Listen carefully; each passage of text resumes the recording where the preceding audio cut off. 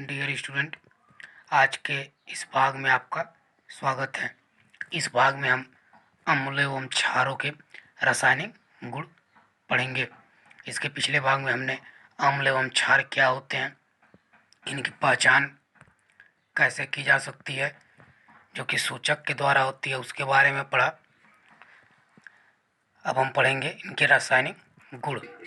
तो हम इनको अलग करते हुए पढ़ेंगे। पहले हम अम्लों के रासायनिक गुण पढ़ेंगे, फिर इसके बाद क्षारों के रासायनिक गुण पढ़ेंगे। तो पहले हम पढ़ते हैं अम्लों के रासायनिक गुण। रासायनिक गुण क्या होते हैं?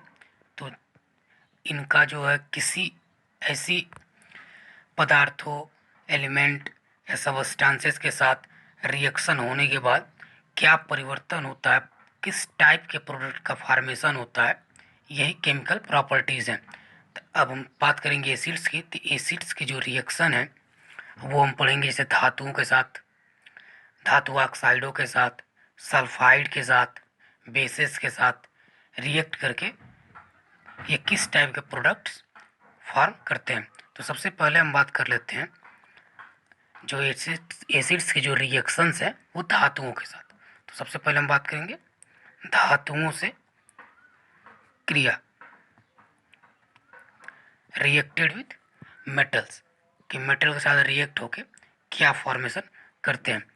तो जो एसिड्स होते हैं वो मेटल के साथ रिएक्ट करके लवण यानी कि साल्ट तथा हाइड्रोजन गैस प्रोडक्ट का फॉर्मेशन करते हैं। अब जैसे कि हम मेटल लेते हैं जेडियन, जिंक। अब इसका रिएक्शन हम करेंगे अम्ल के साथ। तो हमने एक अम्ल लिया H2SO4, सल्फ्यूरिक एसिड, सल्फ्यूरिक अम्ल। तो ये रिएक्ट होके क्या बनाता है? तो ये Z10SO4 plus H2, zinc sulphate, और ये H2 हाइड्रोजन गैस। अब एक और एग्जांपल जैसे हम ले लेते हैं आयरन Fe। इसका रिएक्शन H2SO4 के साथ यदि हम करवाते हैं तो ये क्या बनेगा? FeSO4, फेरस सल्फेट या आयरन सल्फेट जो भी कह सकते हैं, और H2। नीचे मैंने इसके नाम भी लिख दिया है। यहाँ देखिए H2SO4 है, सल्फ्यूरिक एसिड है। मैंने हाइड्रोजन सल्फेट लिख दिया, इसको आप सल्फ्यूरिक एसिड यहाँ ऊपर लिख दे रहे हैं, सल्फ्यूरिक एसिड। तो इस तरीके से रिएक्शन होगा धातुओं के साथ। अगला हम बात करते हैं कि यदि अम्ल जो है धातु कार्बोनेट के साथ रिएक्शन करें या बाई कार्बोनेट रिएक्टेड करें तो क्या प्रोडक्ट होंगे। तो धातु कार्बोनेट तथा बाई कार्बोनेट से रिएक्ट होकर अम्ल जो है लवण, साल्ट, कार्बन डाइऑक्साइड CO2 तथा वाटर, जल का फॉर्मेशन करते हैं। अब इसका यदि रिएक्शन लिखें तो जैसे कि धातु कार्बोनेट में हम यहाँ सोडियम कार्बोनेट Na2CO3। अब इसका रिएक्शन हम HCl अम्ल के साथ यदि करवाएं तो यहाँ बनेगा NaCl, जो कि एक साल्ट है, लवण है, और इसके साथ CO2 plus H2O water product में ये फॉर्मेशन होगा। ये रिएक्शन बैलेंस नहीं है, तो इसको हम थोड़ा बैलेंस कर लेते हैं। यहाँ हाइड्रोजन एक है, इधर दो है, तो यहाँ यदि दो कर दें, सोडियम दो है तो यहाँ दो। अब ये बैलेंस भी है। अब बाई कार्बन के साथ रिएक्शन की बात करें तो NaHCO3, सोडियम बाई कार्बोनेट, इसका रिएक्शन अम्ल के साथ यदि हम करवाते हैं तो साल्ट बनना चाहिए, कार्बन डाइऑक्साइड बनना चाहिए और जल। तो ये देखिए ये फॉर्मेशन हुआ, रिएक्शन बैलेंस्ड भी है। इसका नीचे हम नाम भी लिख दे रहे हैं। तो इस तरीके से रिएक्शन होगा। आगे क्षारकों के साथ क्रिया। अम्ल जो है क्षारकों के साथ रिएक्ट होकर के लवण तथा जल बनाते हैं। ये रिएक्शन जो है हम क्षारकों की जब रासायनिक अभिक्रिया पढ़ेंगे उसमें भी लिख सकते हैं कि क्षारकों के अम्लों के साथ क्रिया। तो अम्ल क्षारक से रिएक्ट हो या क्षारक अम्ल से रिएक्ट हो, बनना तो लवण और जल ही है। तो क्षारकों से जब अभिक्रिया करेंगे, यहाँ हम अम्ल की बात कर रहे हैं, तो किसका फॉर्मेशन होगा? तो लवण और जल। अब जैसे कि हम क्षारक की बात करते हैं तो हम एक एग्जांपल लेते हैं NaOH। ये है सोडियम हाइड्रोक्साइड जो कि एक क्षारक है। इसका रिएक्शन यदि हम एसिड HCl एक ले लेते हैं, इसके साथ करवाते हैं तो ये बनेगा NaCl और वाटर। एक और रिएक्शन हम लिख सकते हैं KOH बेस HCl एसिड और रिएक्ट होके बना साल्ट और वाटर। अगला रिएक्शन है धातु ऑक्साइडों के साथ या धातु ऑक्साइड से क्रिया। अब धातु ऑक्साइड क्या होते हैं? तो ऑक्साइड मतलब ऑक्सीजन होगा और धातु मतलब मेटल ऑक्साइड।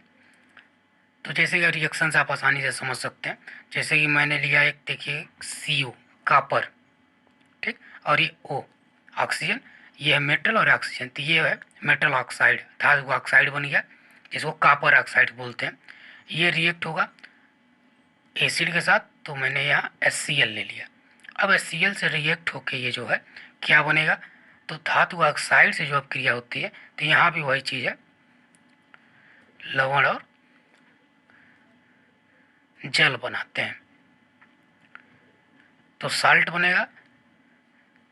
तो यहाँ CuCl2 copper chloride plus H2O जल।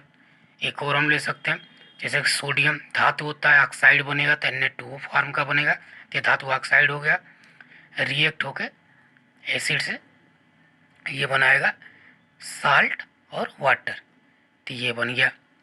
नाम की बात कर लेते हैं, तो ये सोडियम नाइट्रेट है, ये कॉपर क्लोराइड है, ये कॉपर ऑक्साइड, सोडियम ऑक्साइड। एक और रिएक्शन की हम बात कर लेते हैं धातु सल्फाइड के साथ रिएक्शन, यानी धातु होगा सल्फाइड सल्फर के साथ, यानी जैसे मान लीजिए हमने लिया आयरन होता है Fe और सल्फाइड सल्फर S तो FeS। तो इस तरीके से धातु सल्फाइडों से क्रिया करके क्या बनता है? तो सल्फेट का फॉर्मेशन होता है और गैस निकलती है hydrogen sulphide. Iron sulphide sulphuric acid के साथ रिएक्ट होकर के आयरन सल्फेट या फेरस सल्फेट आप पढ़ सकते हैं plus H2S hydrogen sulphide gas जो है बनाती है। अब इसके बाद जो है क्षारों के रासायनिक गुण पढ़ेंगे। धातुओं से अवक्रिया, तो क्षार जो है धातुओं के साथ रिएक्ट होकर साल्ट तथा हाइड्रोजन गैस देते हैं। अब जैसे कि NaOH ये क्षार है, बेस है हमारे साथ, और धातु एक हमने जिंक लिया हुआ है, इसके साथ रिएक्ट होके ये एक लवण सोडियम जिंकेट Na2ZnO2 लवण है, इसका नाम है सोडियम जिंकेट और हाइड्रोजन गैस देता है।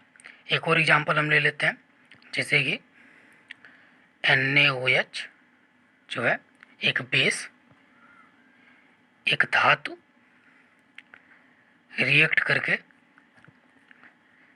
लवण NaAlO2 सोडियम एल्यूमिनेट बोलते हैं इसको, और हाइड्रोजन गैस देती है। तो ये धातु के साथ रिएक्शन हो गया।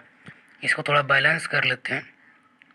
यहाँ जो है सोडियम ऑक्सीजन यहाँ 2 कर लेते हैं, यहाँ से इसको 2 3 2, इस तरीके से ये बैलेंस भी हो गया।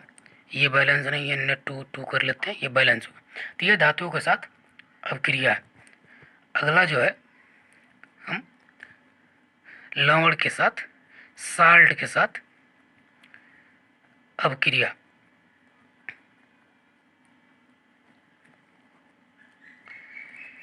जैसे कि एक साल्ट ZnSO4 जिंक सल्फेट हमने लिया प्लस 2NaOH सोडियम हाइड्रोक्साइड एक बेस, तो ये बना सोडियम सल्फेट और ZnOH का होल ट्वाइस। तो ये क्या है? तो ये एक अधात्विक हाइड्रोक्साइड है। तो लवण के साथ अभिक्रिया जब होती है तो यहाँ लिख लेते हैं अघुलनशील धात्विक हाइड्रोक्साइड बनाते हैं। अब एक और इसका रिएक्शन लिख लेते हैं, जैसे कि फेरिक क्लोराइड FeCl3, ये जब बेस के साथ क्षार के साथ रिएक्ट होगा तो धात्विक हाइड्रोक्साइड बनेगा, तो यह फेरिक हाइड्रोक्साइड बना।